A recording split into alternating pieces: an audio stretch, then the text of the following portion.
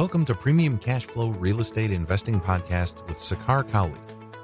During this program, you will hear guest experts sharing their experiences, best practices, and market insights.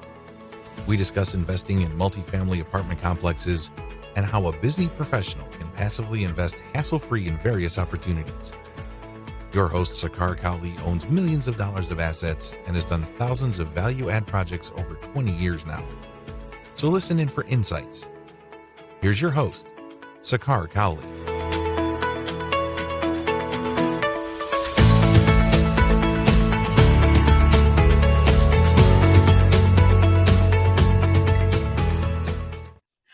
Welcome to another edition of Premium Cashflow Podcast. Today I have a very knowledgeable landlord and a property manager, Mr. Al Williamson. Al, welcome to the show. It's a pleasure to have you. I think the wealth of knowledge and the practical knowledge on the road, as I call it, it's very rare that, I get to interview a experienced person who's done, years of landlording like you have. So it's a pleasure to have you today at the show. Well, thank you. I'm so honored that you share me with your audience. It's good to be here. Sure. Thank you. A little bit about Al. Al has been doing landlording and managing his own properties since 1996. So, boy, that's just about 15 years. It's about 25 years, I should say. And he's a civil engineer by background. And through the wealth of his rental portfolio, he's recently been able to quit his W-2 job as well. And Al is a popular author. He's written books about, building wealth through, inner city rental properties. Plus, he has a magnificent book about how you can increase the net income. So the title of that book is 40 Ways to Increase the Net Income of Your Property. So with that, Al, please give us your background, and I want to welcome you to the show one more time. Okay. Hey, thank you. So I've been creating this industry called landlord science, and you probably would like that. Okay. It's the whole practice of testing out new technologies, like testing out 5G and artificial intelligence, and also different expense reduction things like predictive sensors that can help you get a lower insurance premium, ways to increase your net income. So my days are focused on inventing ways to improve your net income for asset managers. Yep, that's what I do.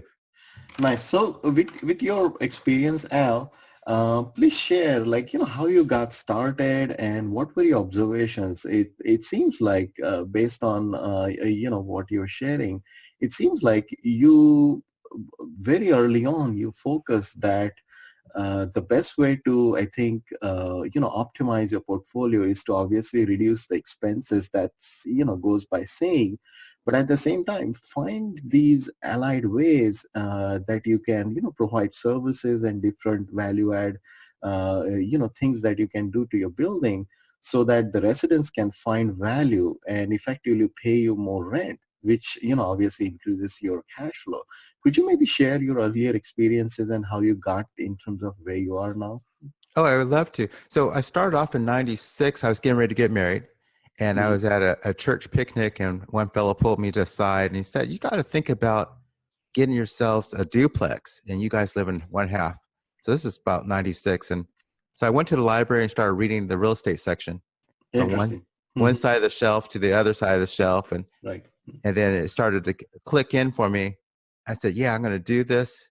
So I bought a 3-unit Victorian in downtown Sacramento, where we're from. And I squeezed my new bride into the smallest unit.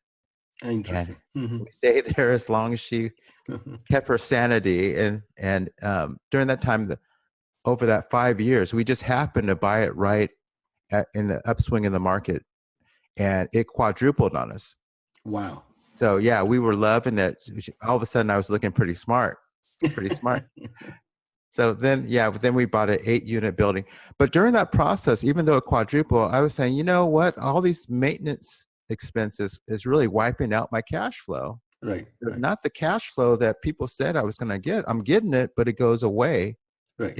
if I want to maintain my property, make it um, look nice and be a Right. physical representation of me. I always say my properties are a physical representation of the owner. Right. So, Right. so I was like, there's got to be something else I can do. What else can I do to get some ancillary or some side income? How else can I use this property? Because everyone else uses their business. They do upsells or some other type of use of their business to get a different income stream. No business relies on just one income stream besides us landlords. Right. We only look Absolutely. at rents and maybe look at coin operated laundry as something else. But so that's when I started collecting ideas because I had some income goals. I wanted to double my net income. That was just a goal I set. And I was, well, how do you go about doing it? And that's what I did. I started collecting ideas, traveling to different conferences and things and talking to experts and squeezing their best ideas out of them. And it was a 7-year process to write that book, 40 Ways. I was Interesting. trying to go for 50, but I can do it now, but it's very, No, and I yeah, think one of the very valuable points in that, Al, is that these are practical experiences. These are not just, ideas you picked up and you wrote about. These right. are all your on-field experiences, which is, I think what makes it extremely, valuable, that someone can literally read it, implement it, and increase their cash flow. I mean, that's the bottom line. Right, right. So someone like you, who you say you're doing with BC properties, right? Right, Or right. and people who are on limited budgets or on assistance. So you are the common denominator. Everyone's cash flow comes to you. Right. So you have the ability to create some savings for them, even as far as group purchasing of internet and other services, and share in the savings. That's one of the things you can do in neighborhoods where people are have limited incomes and aren't coordinated. Just by coordinating, you can add value and create savings for your tenants and share in that savings, thereby increasing your income and winning everyone's hearts and minds at the same time. Right, right. So what are the some other ways also, Al, you go about it? Can you maybe share like at least a few different ways that you have done and, Oh yeah. successfully raised cash? I like to talk about this thing all day. One favorite thing is dropping on prefabricated storage units, 10 by 10s. If you can take a 10 by 20 steel bin and put two roll-up doors in it to make it into two 10 by 10s, Mm-hmm. you pretty much can drop that onto your property and avoid permitting, because they typically say anything less than detached 200 square feet, you don't have to get a permit, Mm-hmm. especially if it's temporary or movable. Mm-hmm. So just by putting on skids, and thereby many people in our apartment communities, they have storage elsewhere and they're paying for mini storage. Right. And So this 10 by 10 unit, where would you place this? Like front yard, in the hallway, or in the backyard? yeah, if you can, one thing I really like is if you can replace some of your fence line with it, Mm-hmm. take a little bit of so it's in your yard, and replace a little bit of your fence line, put that roll up door so that it's accessible to people who don't live on your property as well. So that's Oh, even better. So interesting. So I guess the caveat there is that pretty much you could rent it out not only to your residents, but to some external folks as well. yes, and now external folks will be the most optimal thing you can do, because it's straight lien laws. They'll be looking on just the lien laws instead of the landlord tenant laws. So Mm-hmm.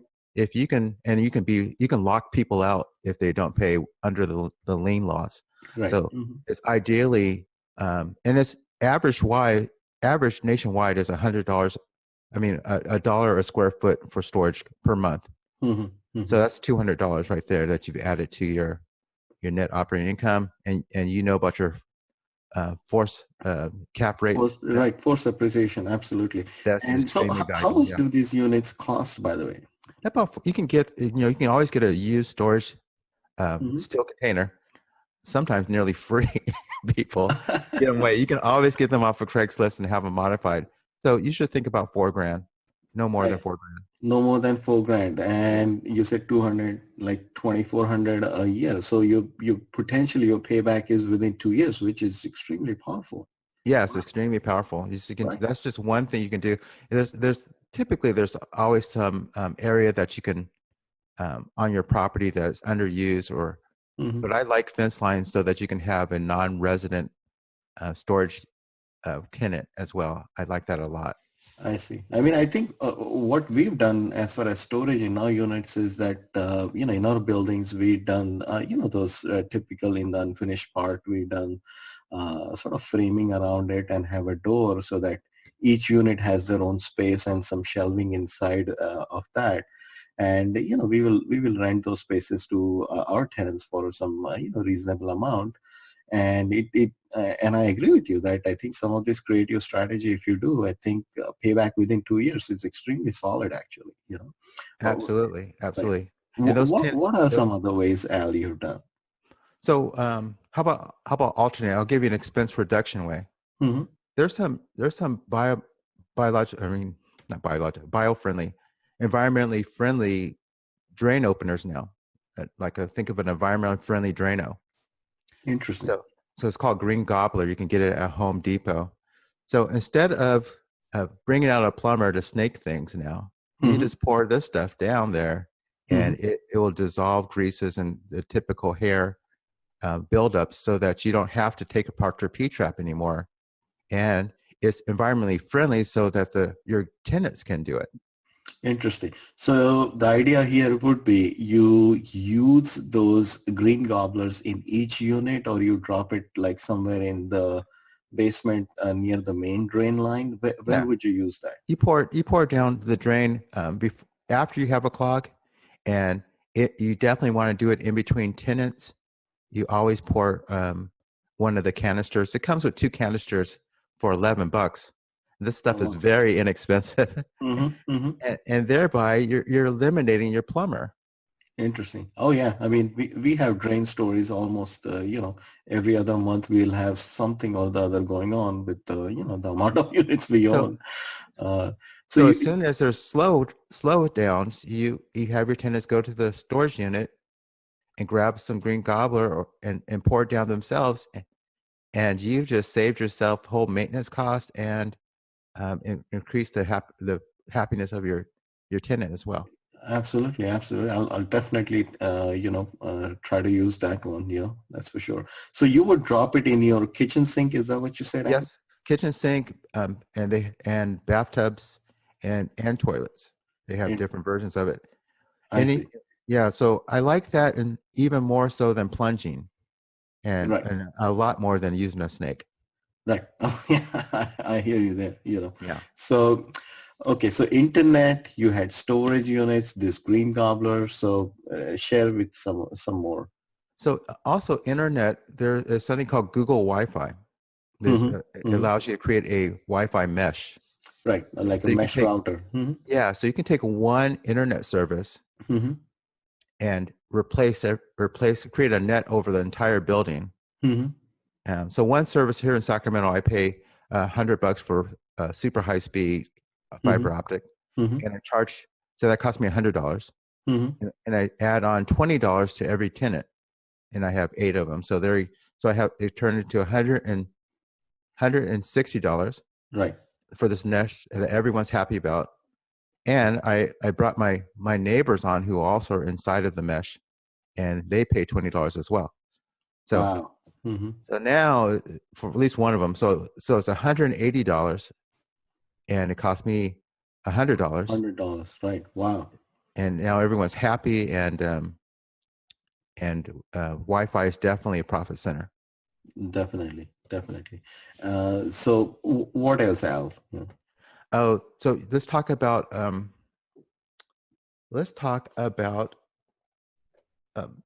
bees.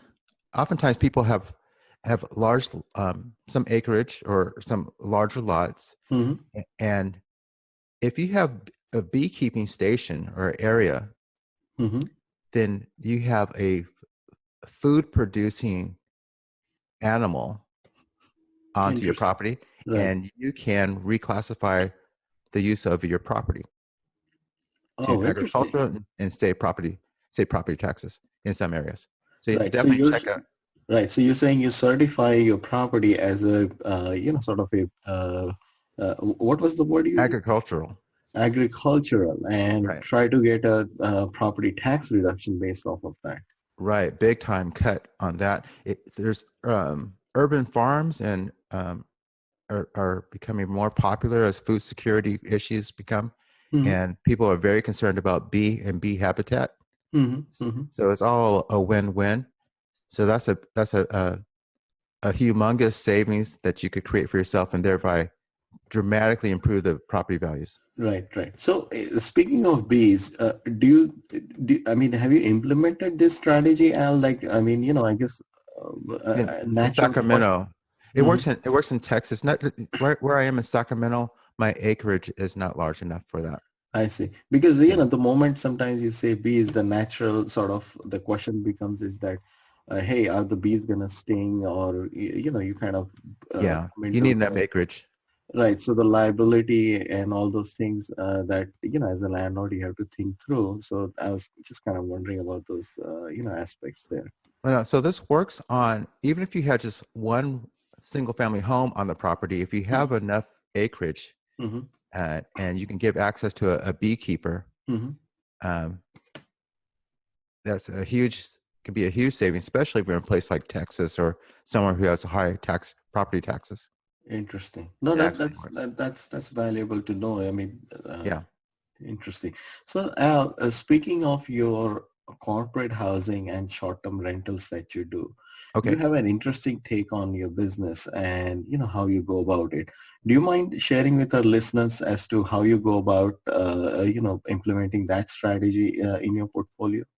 Absolutely. So what I do is create there's hotels and then our extended stay hotels. Sure. Mm-hmm. So I created an extended stay hotel out of some of my units, out of the ones I own.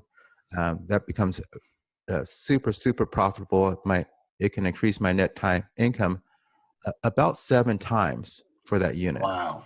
by Wow. doing an extended stay, but not doing 1-year leases, by doing 1 month, 2-month furnished rentals, all inclusive. Is probably one of the most profitable things you can do with your existing properties. Now Sure. it's so profitable, Mm-hmm.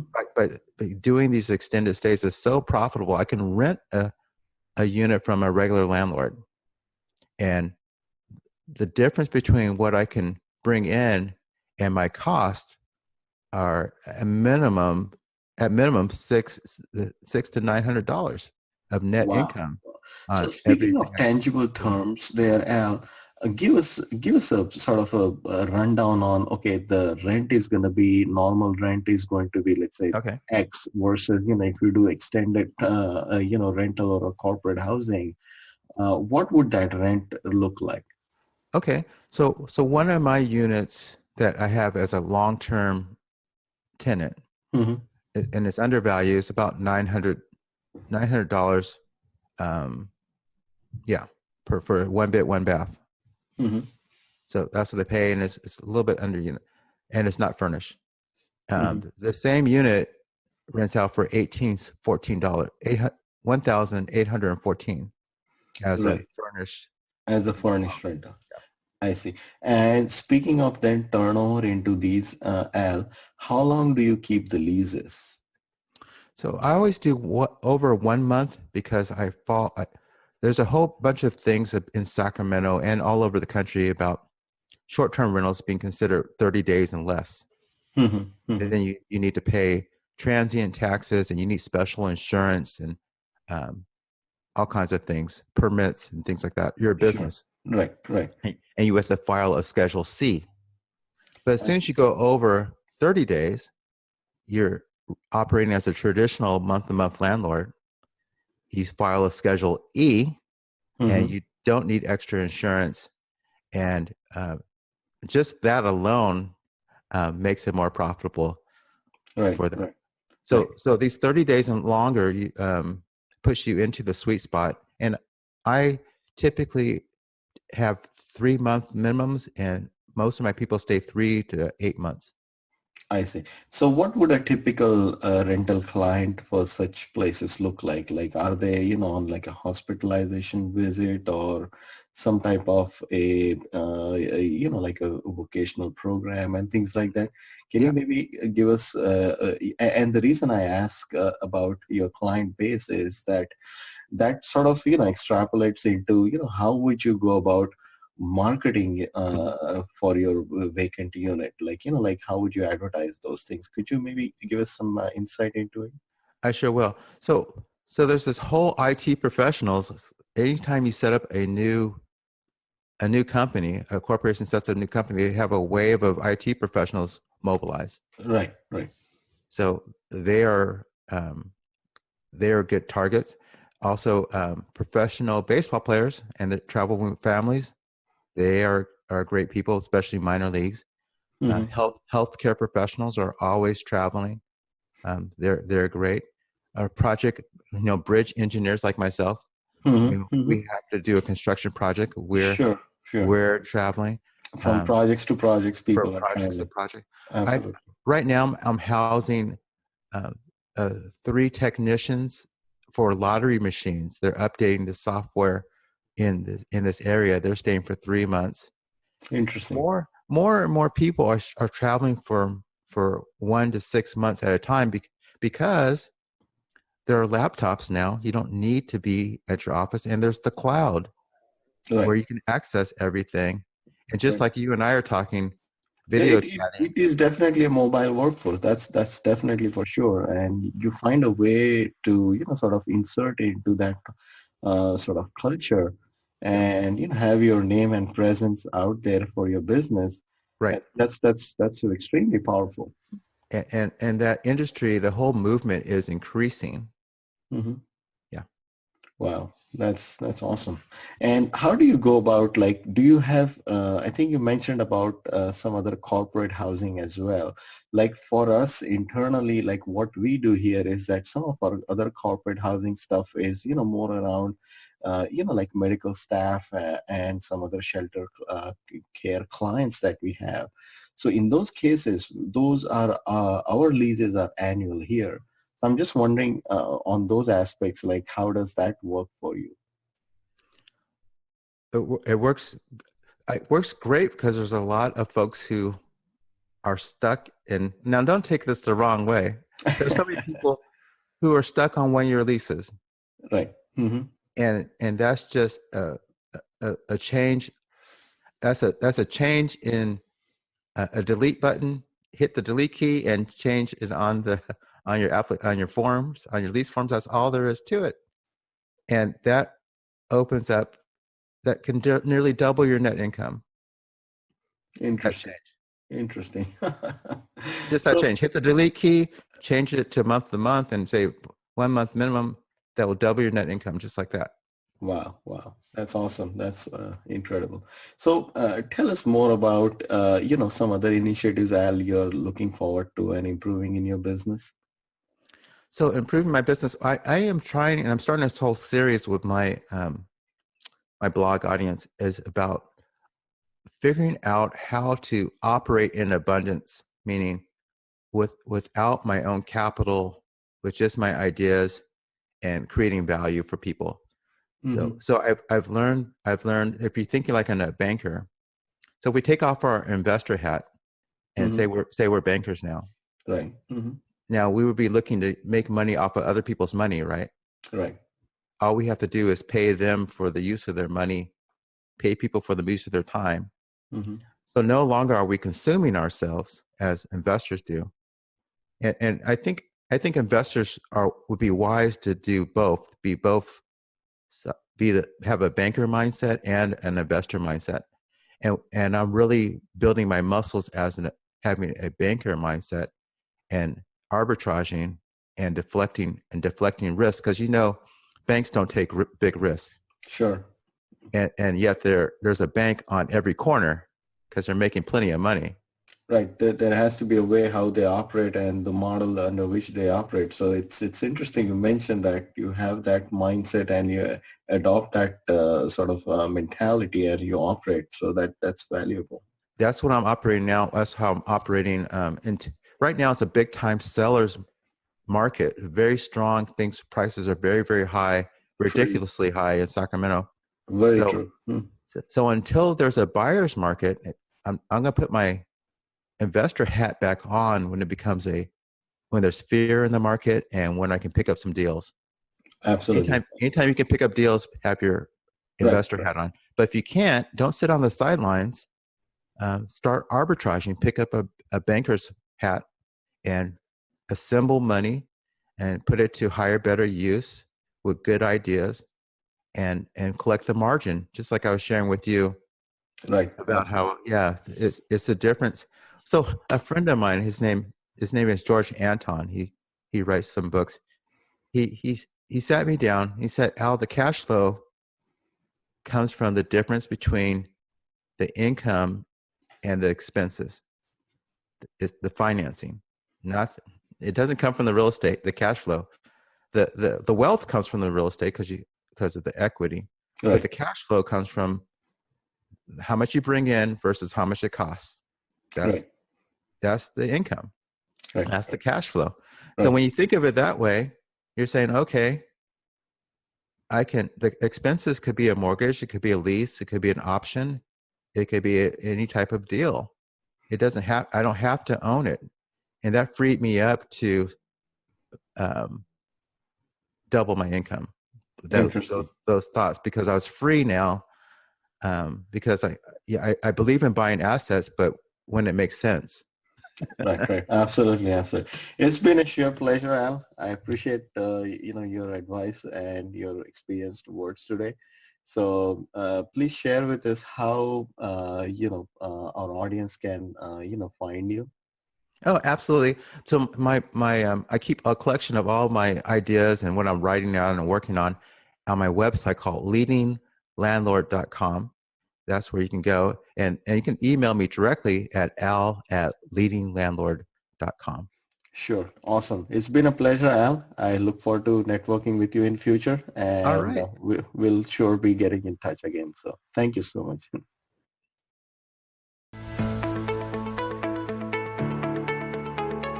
Thanks for listening to Premium Cashflow Real Estate Investing Podcast. Please join us at premiumcashflow.com to sign up for weekly updates, research articles, and more.